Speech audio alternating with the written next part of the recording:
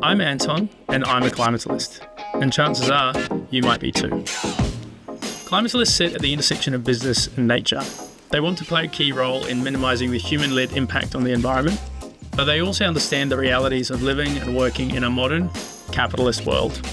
Most importantly, they understand the central role that businesses can play in tackling the climate crisis. Ultimately, a climatalist believes that the future of profitable, good business can be equally profitable for the environment, but we've got a way to go before we get there. So if you too have pondered how we get to a future where clean, regenerative policy is embedded with profitable business models, the climatalist movement may just be for you. In this series, I'll be proving that climatalists are already out there leading the charge to marry their own good businesses with sustainable climate principles. In our debut episode, I had the pleasure of speaking with Andrew Grant, Chair of Tasman Environmental Markets. We spoke about all things carbon markets. We go through different carbon offset schemes and their effectiveness, Andrew's personal relationship with nature, how he got into this business, and an unforgettable story about a trip to a remote village in Papua New Guinea where the reach of his carbon offset scheme was felt in full effect. Stay with us, and if you liked the episode, please subscribe and follow Climatalist on all socials. Enjoy. So for me, as my first interview, this is an incredibly rare chance for me to speak to someone. I understand you folks work with companies such as Qantas, Singapore Airlines, and their suppliers to offset carbon emissions. But carbon offsets are just one piece of the puzzle in reducing global warming. The TEM is the largest provider of voluntary Australian carbon credits. It has an ethical approach to who they do business with and how they approach their commitment to climate change.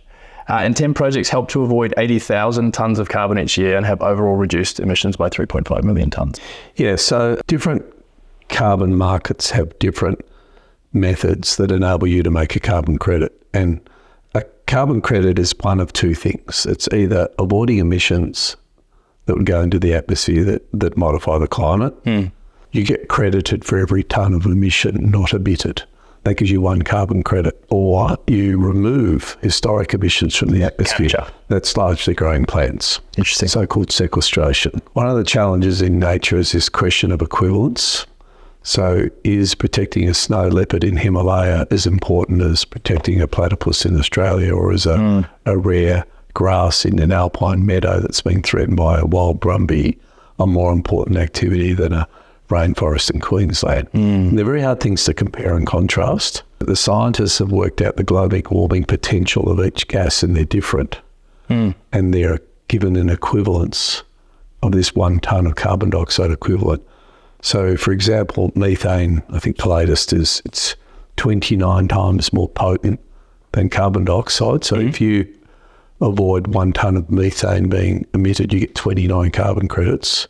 If you avoid 1 tonne of carbon dioxide, you get 1 carbon credit. Climate change is basically a carbon imbalance in that we've liberated a lot of historic fossil fuels by combustion and put them into the atmosphere, and we've cleared a lot of forest and vegetation. So we've moved carbon from what are called sinks, forests and deposited fossil fuels, and we've moved it into the atmosphere and then moved more of it into the ocean, which is why the ocean are getting warmer and why the atmosphere is getting hotter, because it traps more of these gases in. So to get to deal with climate change, you've basically got to rebalance. So the climate doesn't care whether it's methane or CO2, or there's no right or wrong. It's just a pure maths equation. Let's talk about nature in that sort of the first phase of your career. Like what got you into this? Yeah, I've often wondered about this. So when I went to university, it's kind of you have to make decisions about what subjects you pursue, and I always saw myself as a maths science person because that's what I was naturally good at. I was an A+ maths student. I had a gay man who, in those days, in the 70s, it was a radical to have an overtly gay teacher, and that was reflection of the school that was a contemporary progressive school.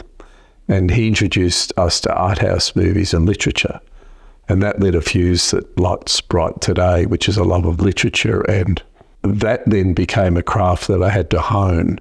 And as I honed it, as I went through university, I got better at it. So every year I went up, away from my natural talents into, and so biology. So it was a discovery, and as I started studying it, I became more interested, and then that captivated me. So the third year I did zoology and botany, and then I had to make a choice. I wanted to do honours, and I chose botany. It just seemed to be what I had, because I'd had experience in the animal world and then the plant world, and I thought, no, I really feel much more connected to the plant world. And that then became my thing, and so it was very natural. And then that's all I had interest when I graduated. That's all I wanted to do. I didn't want to be a doctor or an engineer or a lawyer or any of those professions. I had zero interest. That's all I wanted to be. And then when you're in it, it's like a magical ride, because it takes you to the most beautiful places in the world that are just inspirational. I'd had a posting to Uluru National Park, where the park had just been handed back to the Indigenous community. And so I had spent a lot of time with elders as part of my role, and my role was to interface between politicians visiting or rock stars. So we had Midnight Oil come put on a concert, or international models from New York doing a photo shoot at the base of the rock. And it was really humbling for me, because I thought I was clever, and I did a first-class honours degree at science, and I had these high-powered government jobs, and then I'm out in the bush where these people lived there for 40,000 years, and all I could do was put a label on things. I had no knowledge at all.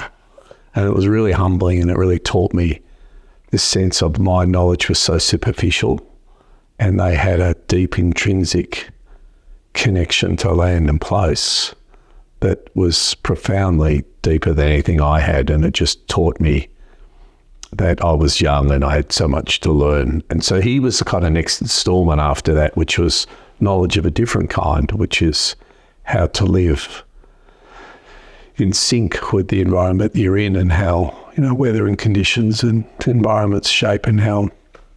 So that was really formative for me. So I got into management at a very young age, and then was seemingly good at it, and then got promoted a lot. I was managing all the national parks and conservation reserves in the west of Victoria, and that was very comfortable, but comfort has never been something I particularly enjoy, which is kind of the cruising mode. Throw yourself into it.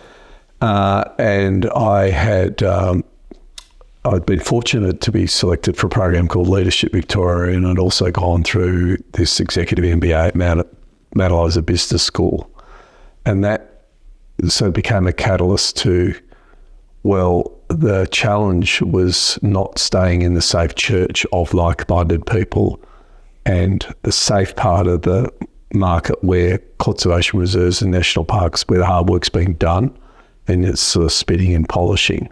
But actually the challenge is outside of those places. And when I was a young man in my career, to be in the sector of environment, it was a niche industry. It didn't have equivalents. You weren't seen to have equivalents to medicine, law, engineering, didn't have that standing. And these things were considered fringe issues. I could see how the trajectory for society was injurious to the sustainability of the planet. And I thought, if I really care about that, don't hide in safety, put your time and energy into where you think you can make a difference. And that was the driver to then change. It's that point around impact. Yeah. Impact was where is the need, and who do you work with? So rather than the safety of all these people that speak to each other in the same language. And yeah. So Arthur Anderson features. Yeah, it was, and it was I have such great positive memories of Anderson. Anderson collapsed because it audited Enron, and it's one of the great corporate failures of the world. And I remember at the time, they employed 80,000 people in 50 countries, and it had global turnover $8 billion. It was an incredible business. And it was a great experience in so many ways. So firstly, going there was as alien as can be, because I expected it to have these really sophisticated business models and really well thought out plans and strong investment in people. I had none of that. It was just my joke, it was like a confederation of milk bars, or a franchise model where you get to wear the badge, but it's a series of micro businesses. But nonetheless, it recruited incredible people, did amazing work. You got extraordinary client experiences. It was really spontaneous and exciting. It was also incredibly hard. And it really taught you a lot of disciplines around professionalism, quality, timeliness, commerce. So for me, it was an incredible education, as well as talk is cheap. So having to Whiskey costs money. Yeah, or proving the viability of an idea is a really hard thing to do. And a lot of people, some people talk about it but don't act on it, or some people jump on a boat that's already sailing. But to actually initiate it and create it from first principles is the hardest thing you can do. And that was where I was very naive, but still quite driven, because I had to create something that no one had ever done before. Not only in Australia, but internationally. I think I was like one of two people that they'd ever recruited out of those 80,000 people that had an environment background. Like, I wasn't an accountant, I wasn't a lawyer, I wasn't a finance expert. And they tend to do that more now, right? There's a lot more engineers. And the joke then was that I got interviewed by the head of McKinsey, I got interviewed by the head of Boston Consulting, KPMG, just through networking and opportunity. And Anderson, I got multiple job offers. The head of Boston Consulting said, I don't see it as important. I can't see how business is ever going to need it. And I laugh at that now because I go, well, it was right and it was wrong. And the head of McKinsey in Australia said to me, I only recruit Harvard MBA graduates at the age of 23 to 25. That was their cohort. And now McKinsey has this huge sustainability practice. It's probably one of their number one products. So again, they were wrong. Also, the other interesting formative thing for me was when I was at business school, and it seems laughable to reflect on it now. So we were being taught about the internet and about one day you could book a flight, book your accommodation, book a hotel, a restaurant, buy things, and that was really and so Facebook didn't exist, Amazon didn't exist, LinkedIn didn't exist. So Microsoft had just begun, Apple had just begun. It's at the start of something. Yeah, and that gave me a lot of confidence. And I thought, just because it isn't big now doesn't mean it necessarily can't be, globally significant. So you saw the parallel. The faith that you saw the parallel between the environment and what was happening in the technology space. Yeah. And if anything, the environment right now is orders of magnitude bigger than anything tech could ever have done. My great frustration in that I'm quite critical of our own industry because we don't dream big enough and we don't go hard enough. And some of the other ideas have outperformed in terms of their impact at scale, even though their importance is less. And I think there's a lot of lessons that we can take from those business models and those approaches that we can apply to a much more important task about securing our future. How do you get that ambition from technology and put it across into environment? And is it possible that the people that are innovating right now in this space are scientists, right, as opposed to scrappy people in garages who don't know any better than, yes, I'm going to build a $1 trillion business? So to me, it was what lessons could we learn from those business models? Scientists are really bad at making things complex and unreachable and unattainable. And I was motivated by the opposite, which is that how do you make the decisions easy and empowering community and people through products and goods and services? And there's nothing easier than a toggle on the Qantas booking form. And it's a beautiful example. And one of the projects I've had a long involvement with is a rainforest protection project in Papua New Guinea called April Salabai. And I was fortunate enough to go there and visit. And to get there is a journey in itself. It's planes, trains and automobiles. And we were billeted in huts on the edge of the Sepik River, which is this kind of like out of Africa, the greenest green you've ever seen in your life. It is truly wondrous, this landscape. And we'd brought food in us and they'd cooked a meal inside the hut. So my memory was, no power, no running water. All of the materials in the village were hewn from the forest, which they subsisted on. So you climb up a ladder to keep away from the predatory animals, and you slept on a floor which is split bamboo. So when you walk on the floor, it bounces, and you think you can put a foot through it. And we had our own sleeping bags. And there was this light glow of light of a woman cooking over the only bit of thing they didn't use concrete. They cooked a meal. And I remember going to bed and looking on the wall. There were two pieces of paper on the wall, the only written material in the whole village. One was an excerpt from the Bible, because the missionaries had been through, and the other was the Qantas offset program. And I remember going to sleep thinking, this is the power of what we do, that a young, say, accountant travelling from Melbourne to Sydney ticks the box, offsets their flight. What we do is that we connect that remote community who's positively rewarded for not logging their forest with that young accountant who wants to not have a negative emission associated with her travel. And so when you founded Tasman Environmental Markets in 2014, that concept of a market for this unit was really important. The motivator there, I was burnt out by being in compliance markets, and it didn't matter how good we were, how professional we were. Factors outside of our control determined our success. So when the government would rescind a scheme, the demand for our product would die instantly. The future looked pretty bleak, and you get tired fighting the whole time and always having to prove, because we had to prove ourselves on so many levels. So we separated ways, and I just I took stock. It was like a healing phase where I just needed to reset, and I didn't force it. So I just took time out to be, we'd call it mindfulness now. And I can remember just immersing my time into things that gave me intrinsic pleasure. So this is my 50th year of surfing coming up. The thing I like most about surfing is that when I'm sitting on a board out the back, my brain's off. So I'm totally in the moment. It's quite special. It's not about how many waves I caught or how good I am or how bad I am or whether I've fallen over. It's just a pure enjoyment of being in the water, being amongst it, and just enjoying it intrinsically for what it is. That's how it gives me the greatest pleasure now. And from that, it kind of struck me that I had this unique body of knowledge, which I knew of all these amazing high quality, high integrity carbon projects around the world.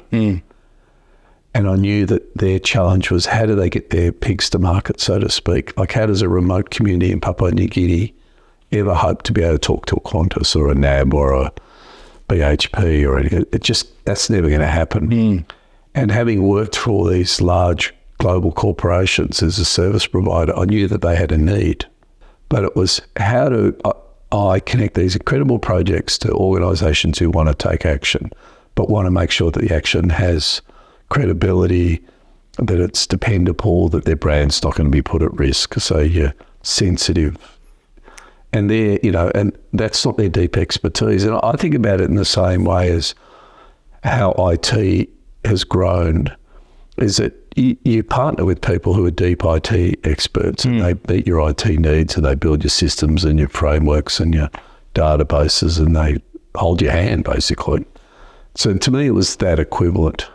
And initially, I wanted it to be small. I didn't want it to be big. And the co-founder, a guy called James Mulder, we said to me when he first met me, one day this would be a really big, because he'd come from a trading background, and he's a brilliant human being, a really clever human, and he was independent at that stage in his career too. So we both sort of joined heads and built this thing, and it's moving. Yeah. So I had an interesting conversation recently with a senior lawyer, partner at a venture capital partner at one of the big firms in Sydney, and he said to me he doesn't think that every company needs to take action.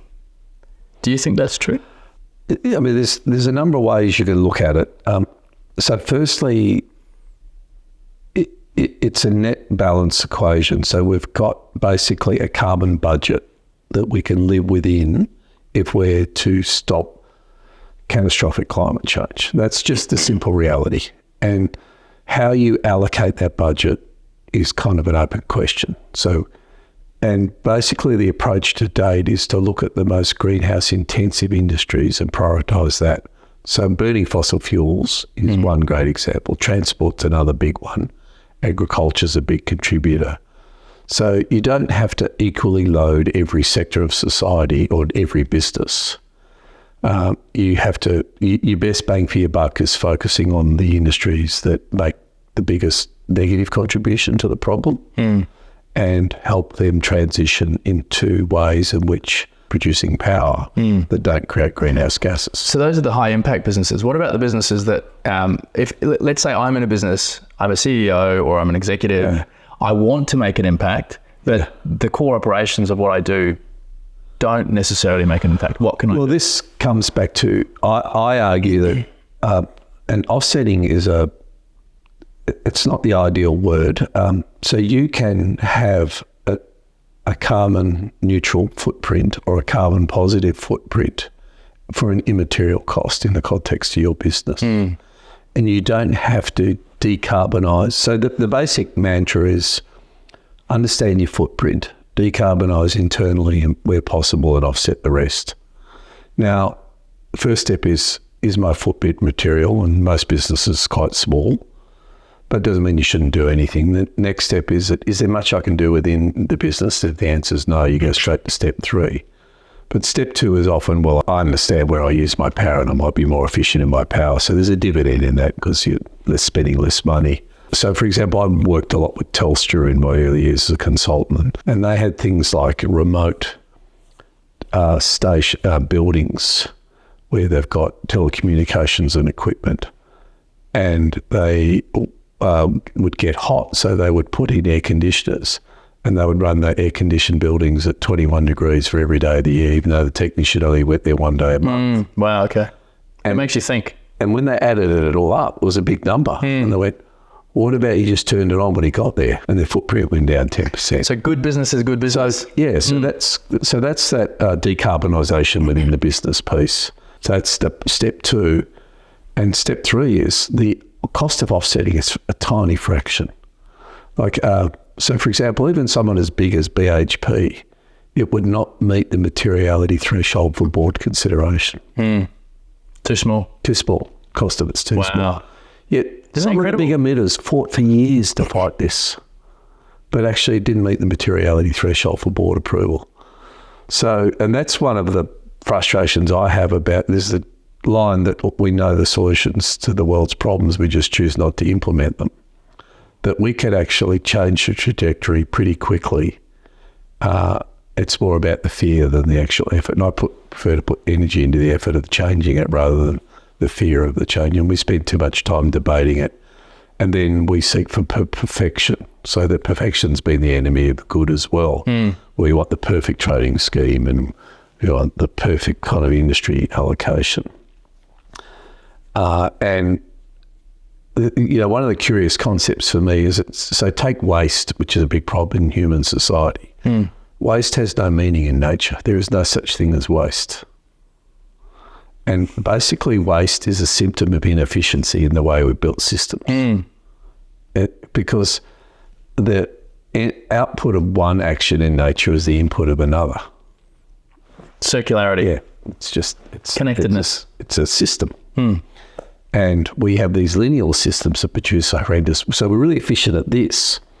So greenhouse emissions are a waste, and they're just a measure of inefficiency. And there's an efficiency dividend by thinking of it. We talked about efficiency, the low cost of credits.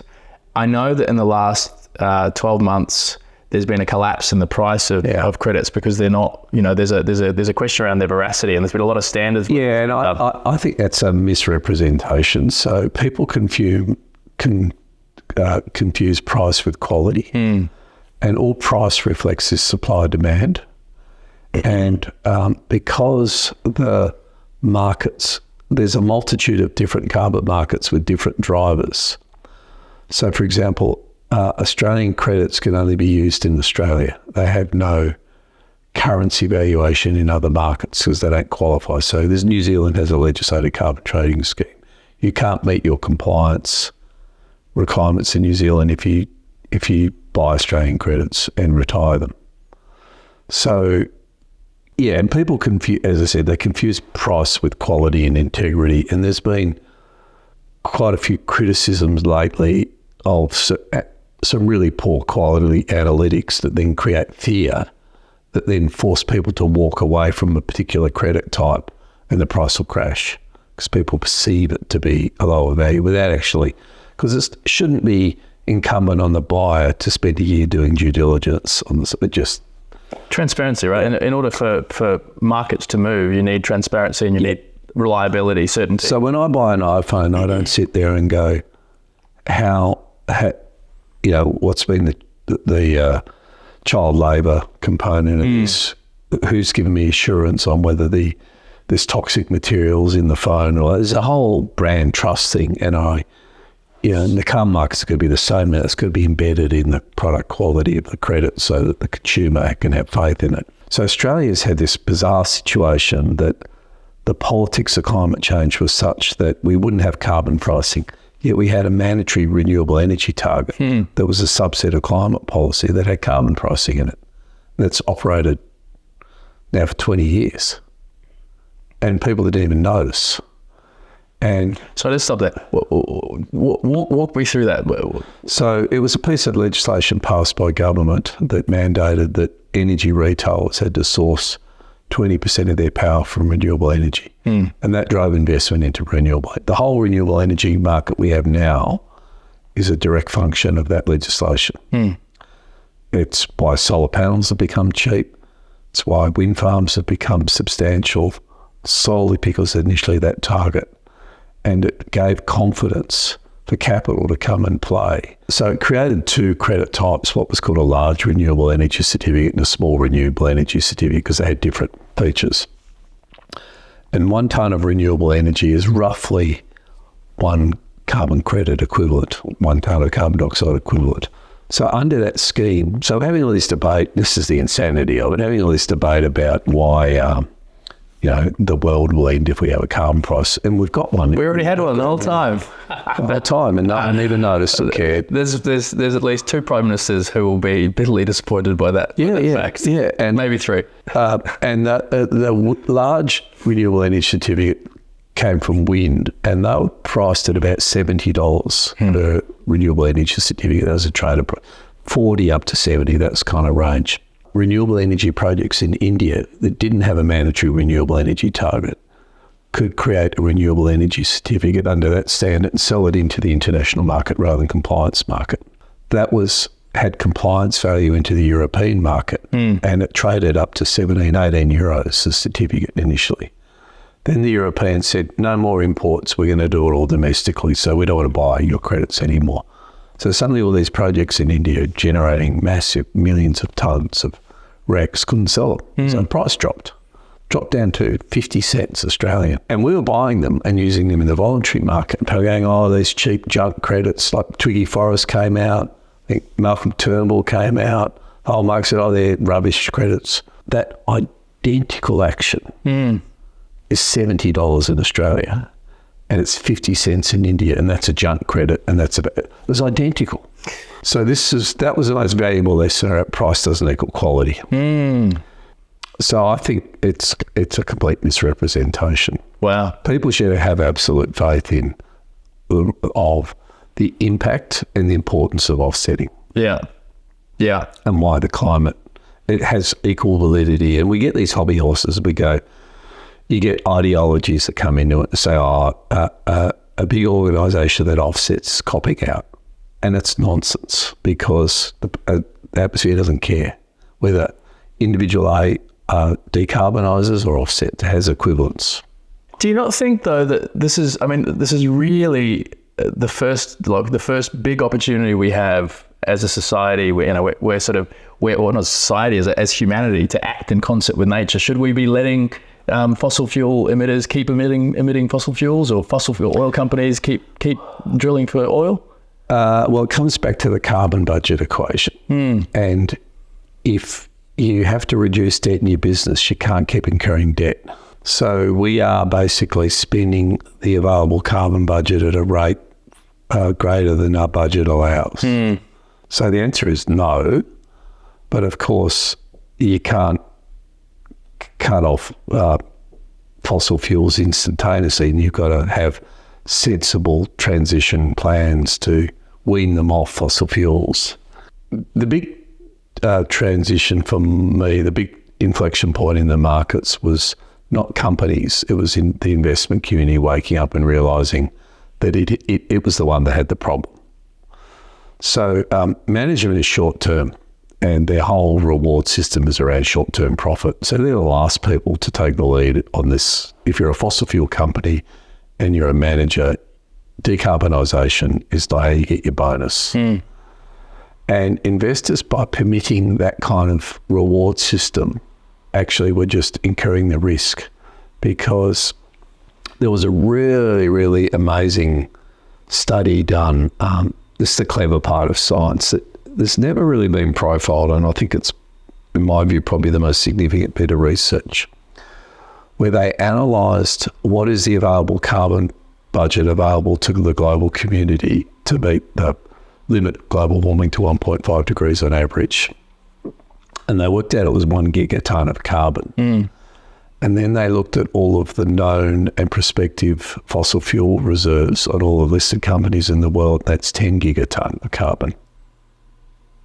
So 9 gigaton isn't available for burning. Got it. What does that do to the valuation of fossil fuel companies around the world if you have to write off 90% of your reserves?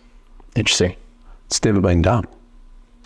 But investors have woken up and gone, actually, we have the risk because we own these companies. And when the chickens come home to roost, it's going to devalue our asset. Interesting.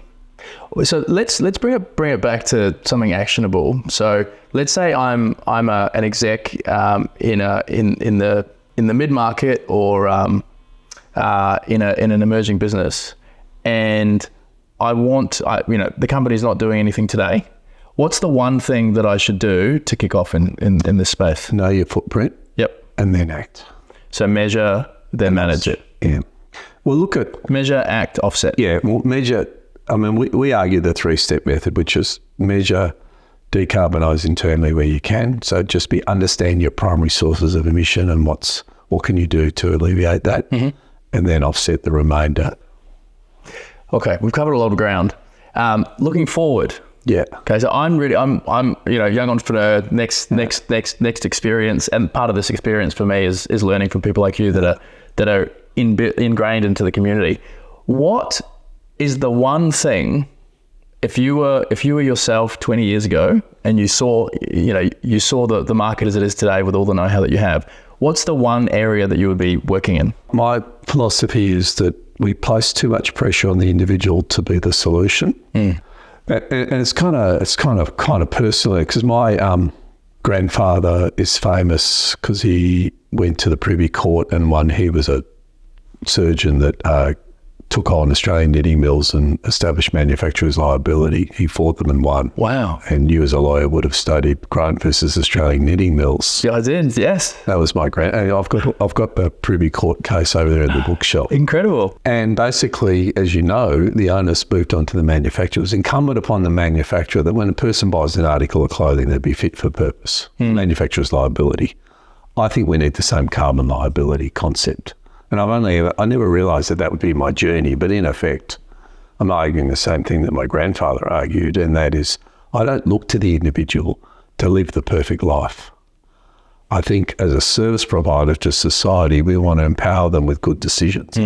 People will make good decisions. They'll make good choices, but they shouldn't have to be an expert on climate change or carbon footprinting or standards, integrity, evaluation. We've just got to give them, like you think of a car or a plane, I don't want to have to worry about has the engineer got the specifications right on the Boeing jet. Or when I drive my car that the brakes are properly engineered. I buy a brand that I trust. So I think the huge opportunity is the sustainability climate equivalent of that. Trusted brands that meet the needs of the consumer, that make a positive impact to the planet. I want to thank Andrew Grant for coming onto the podcast and sharing his incredible insights, and also being our first ever guest. Hopefully, by understanding his work within the carbon space, you can start to see what our Climatalist principles are. Once again, if you like the episode, please subscribe and follow Climatalist on all socials. I'm Anton, another big thanks to Andrew, and thanks for listening.